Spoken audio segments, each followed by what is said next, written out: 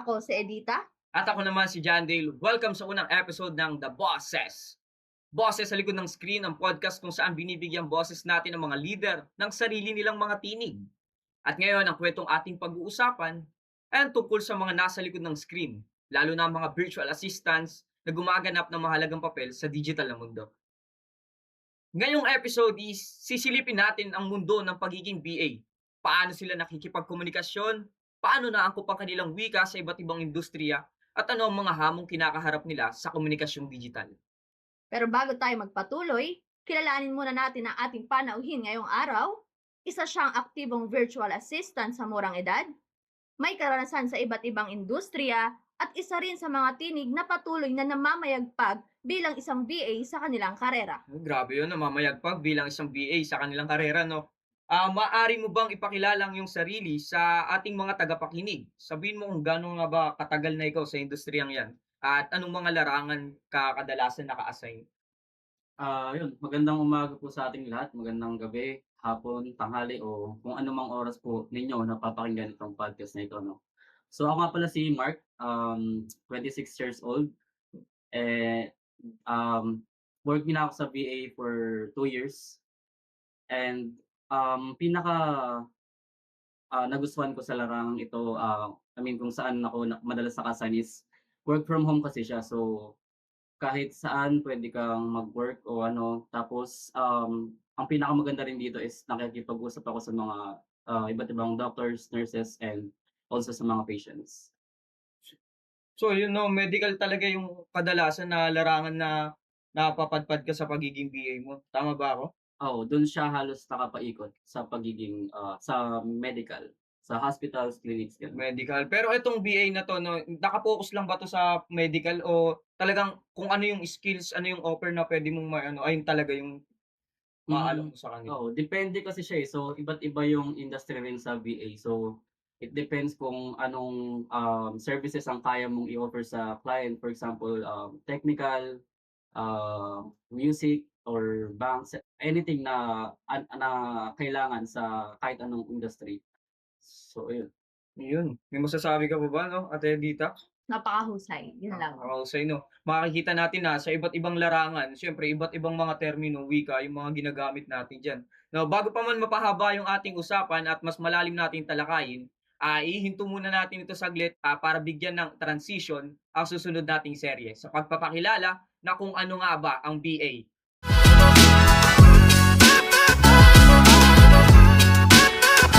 Ayun, ating mga tagapakinig, nagbabalik uli ang The Bosses Podcast, kung saan tatalakayin na natin ang Serie 1, gampanin ng BA bilang isang komunikador, no?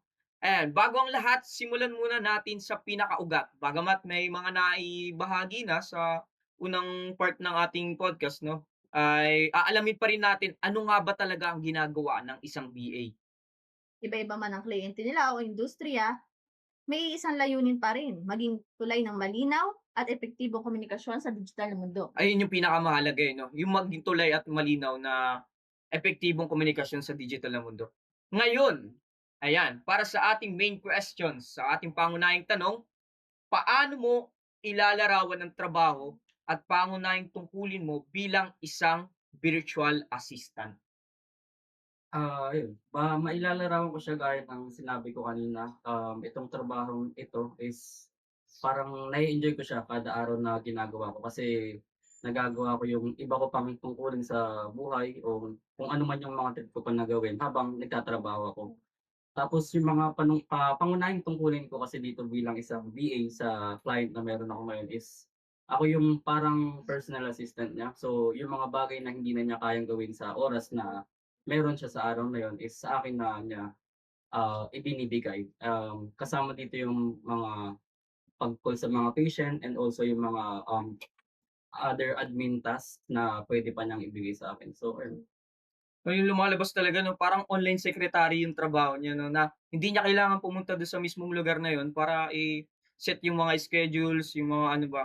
Kanina nabanggit mo nga pala na more on medical field yung ginagawa mo sa BA, tama ba ako? Tama. Okey 'no. Alam mo ba na si Ate Edita ay bago maging isang guro, ayan, bago mag-aral ng pagkaguro ay naging nursing ka, 'di ba, tama ako? Nursing student. Oo, nursing students na may mga kaalaman din naman siya sa mga konting terminolohiya. Sample nga natin na pang-field lang na nurse.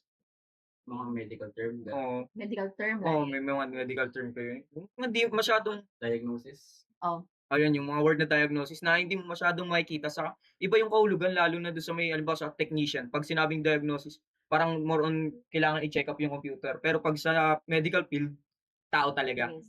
Yung dinadiagnose mo is yung nararamdaman ng tao. Oo, yun. 'No, ikaw may katanungan ka ba dun sa may nasabi niya? Siguro ano, kung may isang task na paborito mong ginagawa sa iyong employer, ano yun at bakit? Ayun, yung mga task na paborito ko actually is yung mga challenging task kasi ang ginagawa ko sa araw-araw ay paulit-ulit. So, parang redundant na siya parang redundant ka na wala ka ng masyadong, Hmm. growth sa mga ginagawa mo. So, kapagka merong bagong task na binibigay sa'kin na hindi ako pamilyar, ayun yung mga bagay na gusto kong palaging gawin kasi mas dun ko nararamdaman yung essence ng trabaho na meron ako. Unlike na sa mga simpleng task lang gano'n. Ayun. Talagang ano siya, eh, character siya challenger, eh, 'no? Mas gusto niya yung nacha-challenge siya Oo. para mas nagkakaroon siya ng mga panibagong kaalaman. Oo. Sa isang BA kasi 'no na para kayong mga robot na, pero yung gusto mo mangyari lalagpas ka dun na hindi ka magiging robot kundi gagawin mo pa yung mga bago 'no? Mm. Kasi hindi na naka-cycle, tama ko. Eto, isa sa tingin ko na challenging ay yung pakikipagkomunikasyon 'no? Paano mo kaya nasisigurado na naiintindihan ka ng kliyente mo kahit na nasa magkaibang time zone kayo o lalo na sa kultura? Ang ginagawa ko kasi niyan is, day by day meron tayong tinatawag na EOD o yung end of day email na Oh. tinatawag. So itong report na 'to, dito mo ilalahad lahat ng mga nagawa mo on that specific day. So, kahit na napakaliit na bagay man 'yan na alam mong nakatulong ka sa ganito, ganyan, kailangan mo siyang i-specify dun na ganito yung ginawa mo, anong oras mo siyang ginawa, ano yung mga bagay na gagawin mo para masolusyunan yung ano ng pasyente, mga gano'n. So, sobrang specific ka dapat sa lahat ng ilalahad mo doon sa email na yun. Parang kailangan mo talaga ng report 'no, kada end ng trabaho mo, end of day, kailangan i-update mo sila sa kung saan ka ba nahihirapan, tama ba ako? Ano yung mga bagay na ginawa ko Na at sa mga ginawa mo. bagay na nahihirapan din ako kasi may times na hindi ko alam yung mga bagay na yun. Hmm, So, gano'n. Tapos saka naman ito, magre-reply yung ano, yung kliyente mo, tama ba ako na kung ayun nga, may hindi kayo pagkakaunawaan? May mga bagay ako na kailangang i-clarify sa kanya gano'n. Pero ako hintayin ko yung email niya, siguro kung kailan lang siya, free kasi hindi ka puwedeng mag-expect agad ng reply sa kanya, eh. So, Hmm. hihintayin mo siya kung kailan siya free, either a week from now or a day from now, basta gano'n siya Grabe 'no, ang hirap talaga makipagkomunikasyon lalo na sa isang Totoo, lalo na nasa online dahil hindi naman lahat ng tao free agad sa ganong oras kung kailan siya nag-email. tama. Kaya kailangan maghintayan din. Mm. Patience din So, ang kailangan key, mag-meet kayo sa middle ground na tinatawag. At saka yung isa pa, yung challenging yung magkaiba sila ng kultura. Mm. Saka ikaw, graduate ka ba ng medical field? Hindi ako Wala, hindi 'no? Pero grabe, ayun yung talagang masasabi mong epektibo kang komunikador 'pag nagkaunawaan talaga kayo parehas kahit magkaiba yung kultura. Lalo na dun sa may field na specialize niyong dalawa 'no? Siguro sabihin natin sa experience din siguro na do'n ko rin siya na ano, na kailangan mong sumabay sa kultura na meron yung kliyente mo. Mm. Talagang ang ganda pakinggan nung gano'n na bilang isang BA pala 'no, malaki pala yung papel niyo bilang isang komunikador. Siguro nakita ko lang dito 'no, na sa pagiging virtual assistant niya, eh, hindi lang dun nagtatapos yung mga gawain niya. Kasi kailangan niya ring aralin kung ano yung medical field or yung mga ginagawa ng isang sa pagdating sa medical. Mm. Kasi iba rin yun, eh. Yung tinatawag nila lifelong talaga, eh, lifelong learning 'no? So, at ayun yung nakaka-excite sa VA. So, kada araw may iba-ibang binibigay naman sa'yo na ayun yung nagbibigay ng excitement kumbaga sa trabaho mo kahit Mm. papaano. Ikaw rin nagagawa nun kumbaga. So ayun, nalaman na nga natin yung, kung ano nga ba yung ginagawa niya bilang isang VA at nagkaroon na rin tayo ng konting kaisipan, ideya sa kung ano nga ba yung tungkulin ng isang BA, lalo na sa pagiging isang komunikador. Bagamat may mga tinatawag tayong challenge o mga pagsubok, ay alam naman natin talagang malalampasan at yun yung nakakabilib kay Kuya Mark na talagang ayun yung hinahanap niya, yung challenge. Gusto niya talagang mag-grow, 'no? Masasabi talaga natin na isa siyang challenger, 'no? Talakayin naman natin sa ating pangalawang serye ang pag-aangkop ng wika sa industriya. Ngayon, lumipat naman tayo sa pinakamasalimuot pero kapanapanabik na bahagi, ang pagbabago ng wika ayon sa industriya. Ayun 'no, ibang-ibang paraan ng pakikipag-usap kapag legal ang documents na hawak mo 'no, at iba rin kapag marketing post ang ginagawa mo. No, nakakabilib yung mga gano'ng bagay na kapag BA ka parang eduk na kailangan all around, kailangan alam mo lahat 'no. Kaya katulad ng eduk, kayang-kaya ng isang BA 'yan. So, para sa ating main questions. Paano mo binabago ang iyong estilo sa pagsasalita o pagsulat batay sa uri ng industriyang pinaglilikuran mo? Kasi may dalawang uri rin kami ng komunikasyon sa client ko. So una is yung sa email nga, ito yung I mean tatlo pala. Una is yung email. Ito yung pinaka-formal na uri ng komunikasyon papunta sa client ko.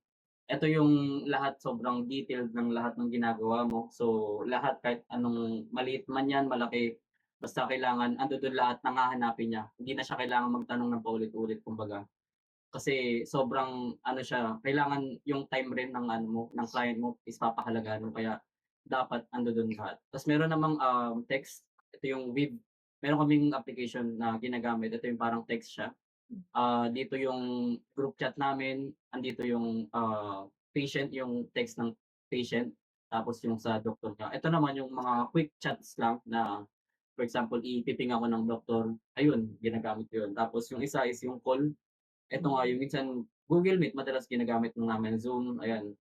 Eto yung kapag meron sobrang, urgent or sobrang, ah, mga bagay na sobrang ano, kailangan i-priority.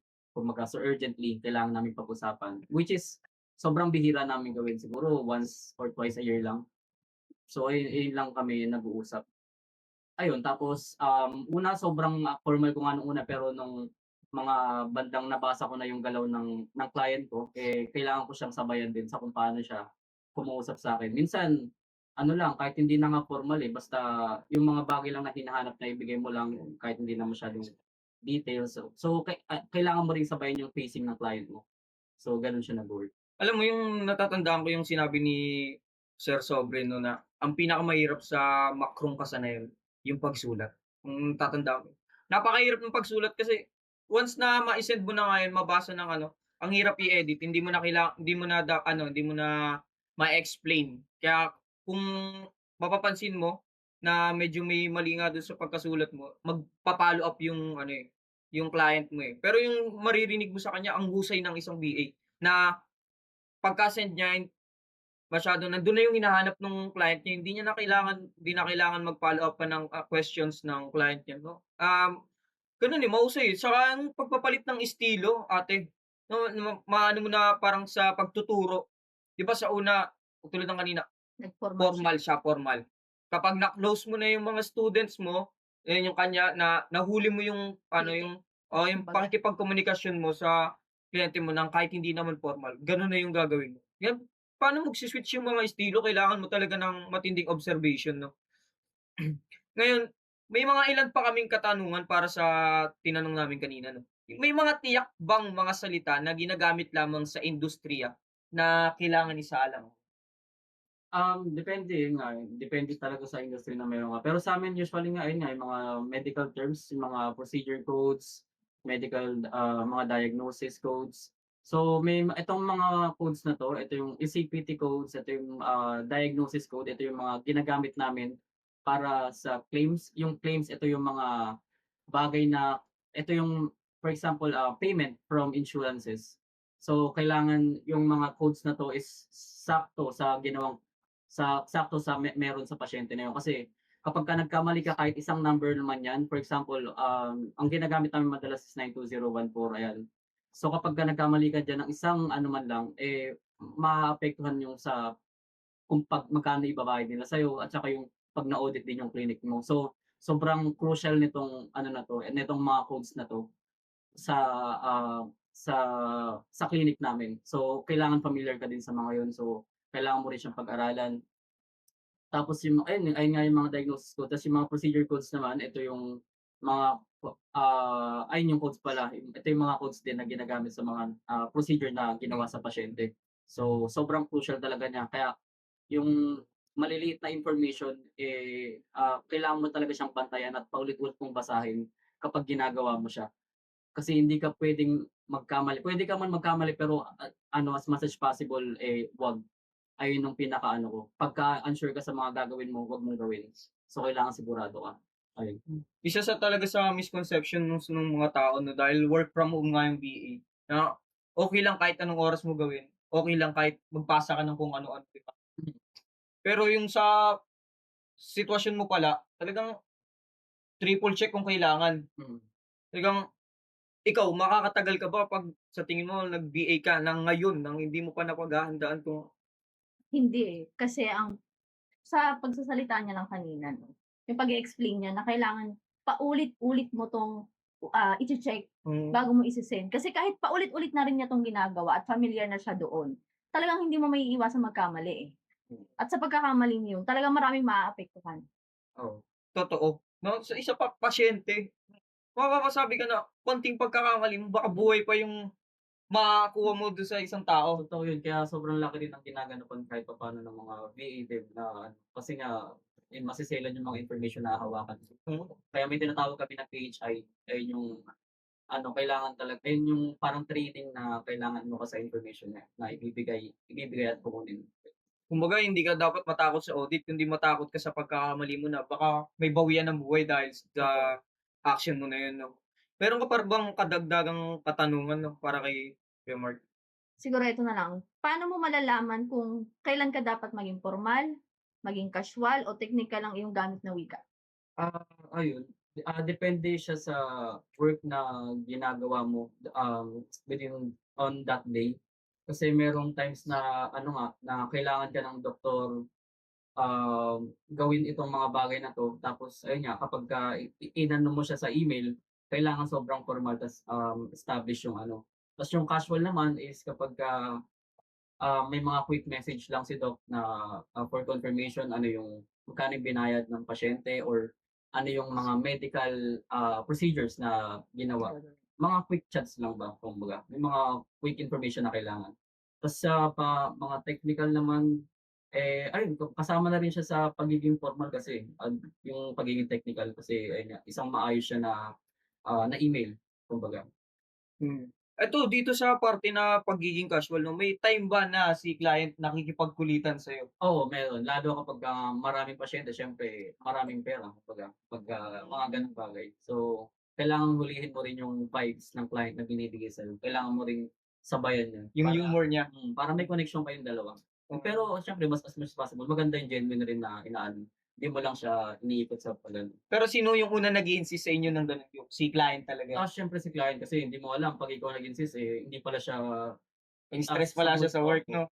So, kailangan ikaw talaga ang mag-aayos ng phasing ng ano, ng communication mo.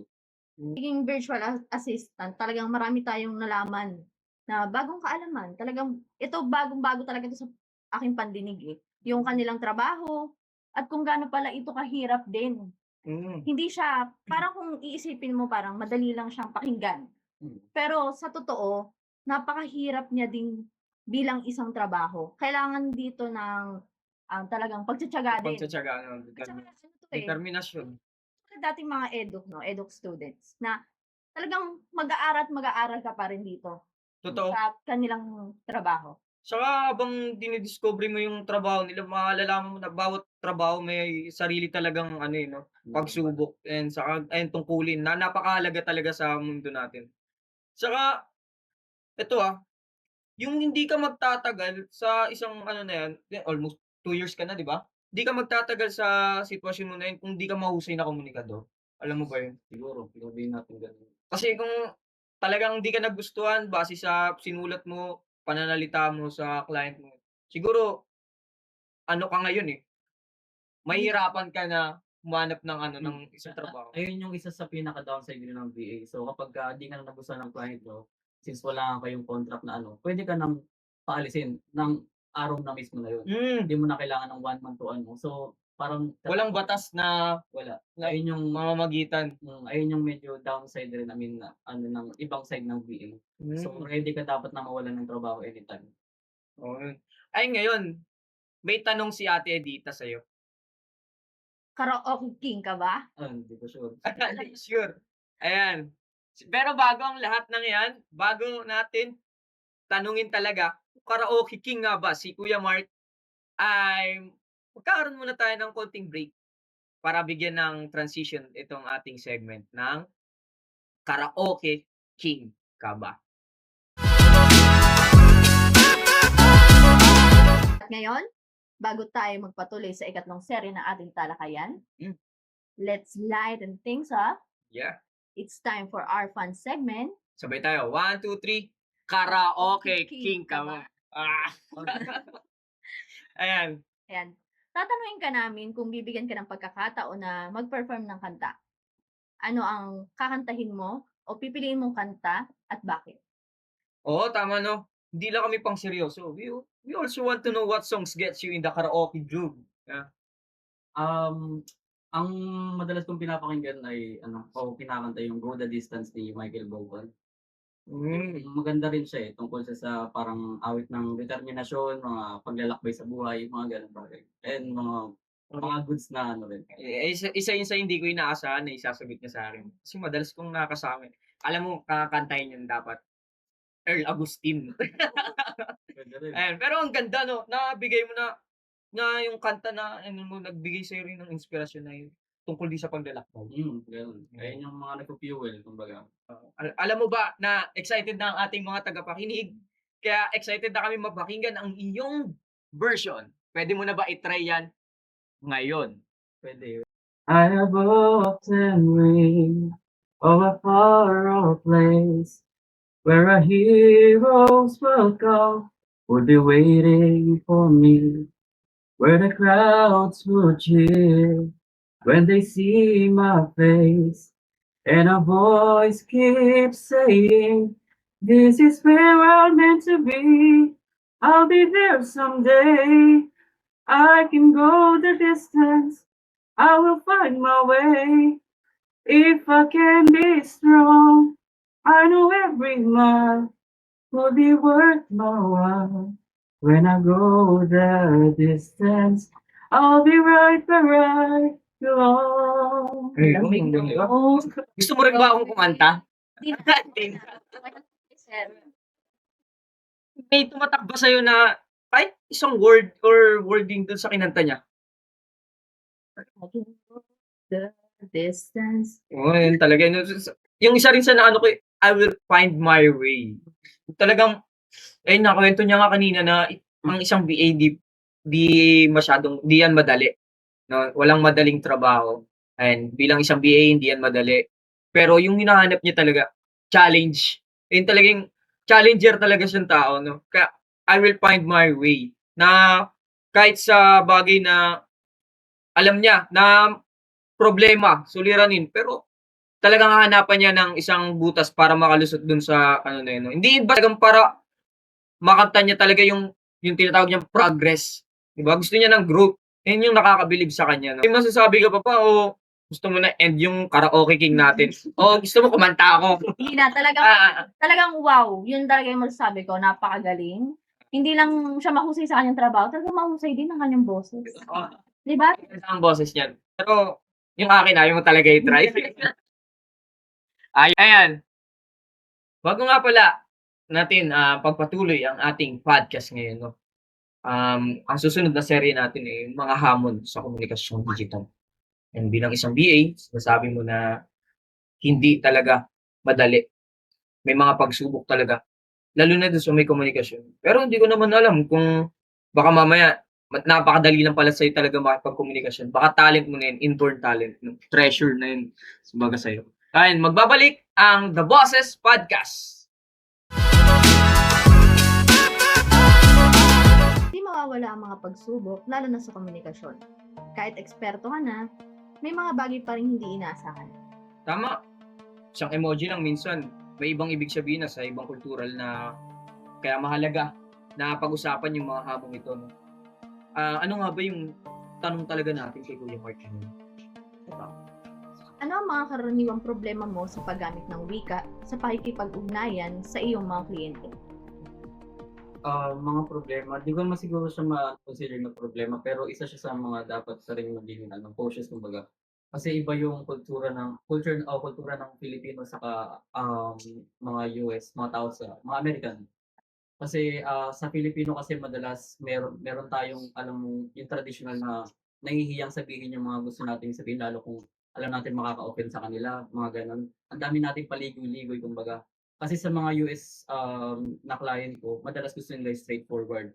So, kahit na, sa tingin mong medyo ma-o-offend or ano naman, hindi naman sa totally ma-offend pero yung kailangan lang direktang sabihin kaysa paligoy-ligoy pa, kailangan mo siyang sabihin ng ano, ng diretso. Tsaka, O diretsahan kasi ayun nga yung pagkakaiba ng, kultura natin sa kanila. Ayun 'no, talagang malalaman mo na si Kuya Mark na sinabi niya hindi naman problema para sa kanya, pero kailangan niyang aware kasi kung hindi ka nga aware dun sa isang bagay na yun, lalo na sa pakikipagkomunikasyon, baka nga maging problema talaga, 'no?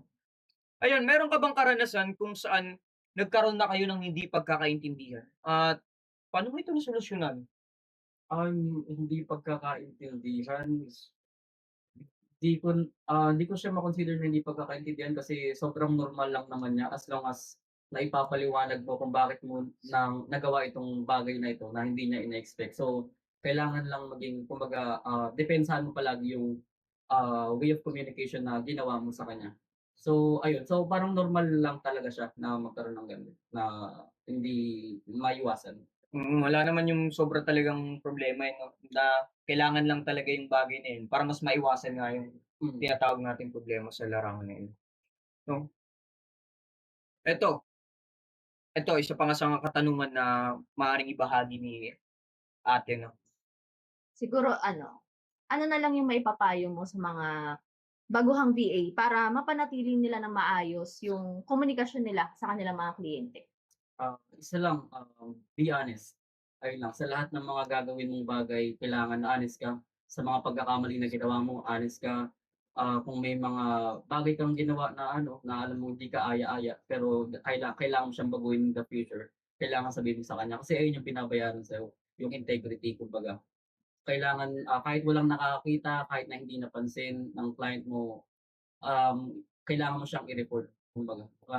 Kasi dun mananatili yung, connection niyo sa lahat ng bagay na ginagawa niyo sa office or sa clinic na ayun naman yung tinutulong mo sa kanya. So ayun lang, be honest palagi. Ngayon, alam mo yung kalaban talaga nung pagiging be honest, yung hindi maging mapagkumbaba sa isang sitwasyon. Talagang sinabi niya na ayun yung binabayaran sa inyo, integrity. Kasi boss to, ayan, client to BA talaga yung ano nila, eh. Walang magche-check, walang mag-o-audit agad na, okey ba 'tong nagawa mo bago ipasa dun sa boss na yun. Tama ba ako? Totoo. Ano?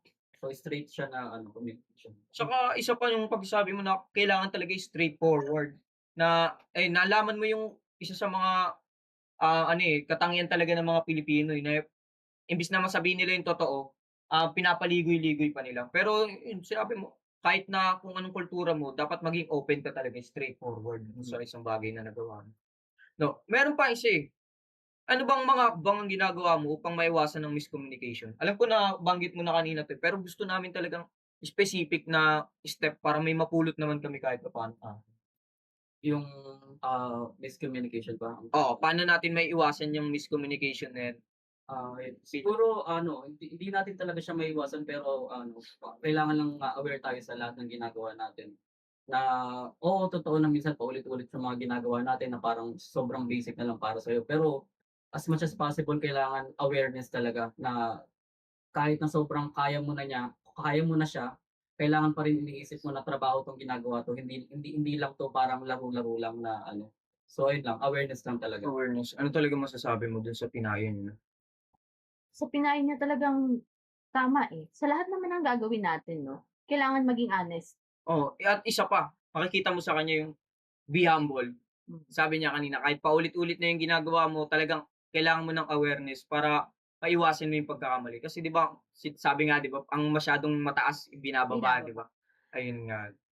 At ayun 'no, marami kaming napulot na mga aral sa kung ano nga ba yung BA 'no. Lalo na si Ate Edita talagang curious na curious siya sa backstage pa lang kanina sinasabi niya na ano, "Ano nga ba yung BA na 'yan?" Okay, Ah, okay yan. at isa pa yung pag-angkop ng wika 'no, yun talaga yung kinakailangan na mahanap namin dito, eh, 'no, yung pag-angkop ng wika ng isang BA. Kasi medyo na-curious kami talaga, eh, na Pilipino tapos international yung client mo. Paano talaga yung mga terminologies, paano talaga kayo mag-communications na talagang epektibo. Hindi lang talaga parang AI to AI. Kasi kung gano'n lang, puwede may ChatGPT na, 'di ba? Kung Mm, puwedeng gano'n lang, gano'n na yung gagawin ng client mo. oo, Pero dahil nga sa isa ka sa nagpapakita ng epektibong komunikasyon, talagang inaano mo na, eh, tinangkilik ka na talaga ng client mo. Ikaw Ate dito may masasabi ka ba talaga sa kabuuan 'no, lalo na sa hamon? Parang wala naman talagang suliranin sa kanya 'no? O kasi parang sa kanya lahat ng yon, lahat ng challenge o problema, ina-accept niya yun as challenge, eh, Ayun, na magpapatibay o magpapaangat pa sa karunungan niya oo na totoo, meron siya. oo. Ayun, um, wala na kaming sigurong mapupulot, maipapayo sa'yo, napakagaling mo. Maraming salamat sa pagbabahagi mo ng iyong mga kaalaman lalo na sa karanasan 'no. Todo nga na totoo nga, todo at totoo nga na ang mga virtual assistant ay hindi lang talaga support staff, ano. Sila ay mga propesyonal na tagapag-ugnay ng mga ideya at actions, lalo na sa tinatawag nating digital world. At sa bawat tamang salita, tono at pahayag, naroon ang sining ng komunikasyon na siyang pundasyon ng isang mahusay na VA. Ayun, ako si Dale. At ako si Edita. Salamat Salamat sa sa pakikinig pakikinig at at hanggang hanggang sa sa susunod susunod na na episode episode ng ng The The Boses Bosses Podcast. Podcast. Tapos din, ito Ay, gagi.